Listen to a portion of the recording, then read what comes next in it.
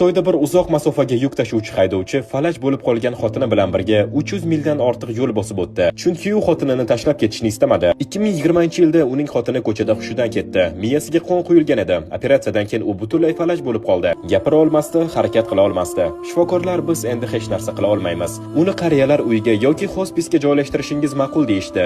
Hatto ayolning o'zi ham eridan ketishini so'radi. U yuk bo'lishini xohlamasligini aytdi. Lekin eri qat'iy javob berdi: "Yo'q, men seni hech qachon tashlab ketmayman." U yuk mashinasining kabinasini kichkina uyga aylantirdi va keyingi 4 yil davomida Xitoy bo'ylab xotini bilan birga yurdi. Har kuni u xotinini qo'shiq bilan ovqatlantirardi, yuvintirardi, har bir to'xtash joyida reabilitatsiya mashqlarini qilardi va sabr bilan yana yurishni o'rgatardi. Odamlar undan nega ketmading deb so'rashganda u shunday dedi: "U maktabdagi birinchi muhabbatim. 10 yil davomida men yo'llarda yurganimda u oilamizni yolg'iz ko'tardi. Endi qanday qilib uni tashlab ketaman?" 2 yildan keyin ayol gapira boshladi. Keyin yurishni ham o'rgandi. Oxiri to'liq sog'aydi. Shifokorlar bunga ishonisha olmadi. Yillar davomida sukunatda bo'lgandan keyin ayol aytgan birinchi so'zlari shunday bo'lgandi: "Mening erim hech qachon taslim bo'lmaydigan eng kuchli erkak. Sevgi bu faqat so'zlar emas. Sevgi bu butun dunyo qo'yib yubor deganda ham uning yonida turishdir." Agar videoni shu yergacha tomosha qilgan bo'lsangiz, kommentariyada bitta 100 raqam emojisini qoldirib keting. Luminex kanaliga obuna bo'ling.